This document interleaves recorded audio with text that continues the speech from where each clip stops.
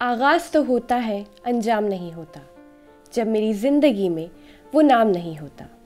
मीना कुमारी एक ऐसा नाम है जो कभी भुलाया नहीं जा सकता।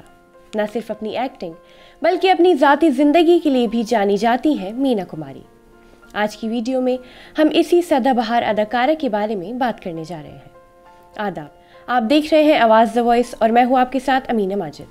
हमारी हौसला अफजाई के लिए चैनल को सब्सक्राइब करना न भूलें। मीना कुमारी जितनी खूबसूरत थी उतनी ही खूबसूरती से वो फिल्मों में अपना किरदार निभाती थी। मीना कुमारी का जन्म 31 मार्च 1933 को मुंबई में हुआ।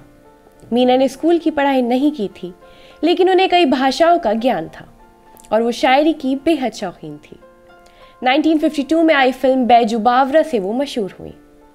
दिल में रह रह के ख्याल आता है, जिंदगी ये है तो फिर मौत किसे कहते हैं।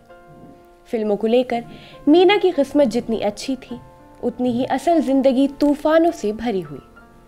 उन्होंने अपनी जिंदगी में इतने दुख देखे कि उन्हें ट्रेजेडी क्वीन भी कहा जाने लगा।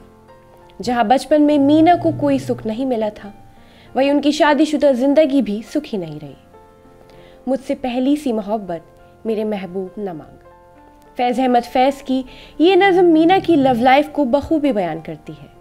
प्यार एक ऐसा शब्द है जिससे मीना हमेशा महरूम रही। मीना कुमारी और कमाल अमरोही एक दूसरे से मोहब्बत करते थे और शादी करना चाहते थे, लेकिन कमाल पहले से ही शादीशुदा थे, इसलिए उन्होंने चोरी छुपे मीना से निकाह किया।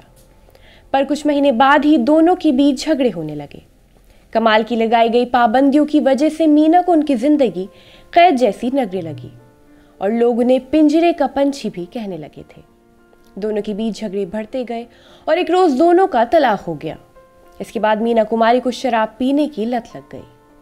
ज्यादा शराब पीने के कारण उनकी हालत खराब होती गई और 31 मार्च 1972 को उन्होंने इस दुनिया को अलविदा कह दिया।